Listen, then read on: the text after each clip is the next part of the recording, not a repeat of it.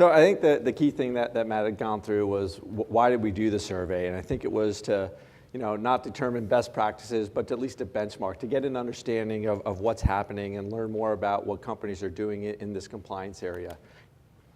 So as Matt said, we were focused really on 4 areas initially: leadership and how that rolls up, the compliance function and the scope, measuring effectiveness, and then looking at the budget, staffing, and the resourcing. So we tried to boil it down. You can't look at all the pieces, but how do we look at enough to where, again, we can get that proper baselining and structure around what's happening within that compliance environment, which gets you into like sort of crisis to crisis mode. It becomes very reactive in nature as opposed to that proactive structure around what's going on. The compliance officer, the chief compliance officer, and how it rolls up generally it's a senior position. So they're well positioned, and when we see that, and while that's very important, is that it needs to be at a certain level of stature to be able to impact or affect change across the organization to where it gains that due respect. So when you look at the survey, over 35% are at a senior vice president or executive vice president level. So that's pretty important in terms of being able to navigate.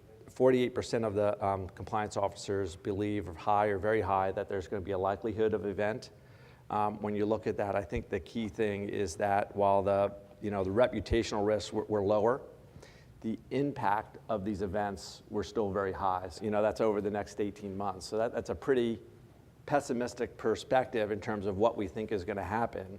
It's how do you determine the effectiveness of an organization? And one of the things that was interesting is that as we were going through the survey results and looking at it, a lot of people deemed effectiveness to activity. That doesn't necessarily measure effectiveness, and how do we get to where it's effective and measuring that effectiveness, and that was one of the key things we were trying to understand. So when we look at budgeting and staffing around the compliance organizations, I think the key thing is that it's highly matrixed. As I said just a little bit ago, the compliance group generally is a smaller group rolling up into legal, but they leverage people from many different points within the organizations, whether it's ethics, internal audit, human resources, information technology. It always seems to focus around an event and managing to an event. So again, in that reactive framework of going backwards to look at something that's happened and how do we remediate against it. One of the nice things about the survey is that it's dynamic. You're able to put all the pieces together, so if you go out and take it, the results will continually change throughout the end of the year.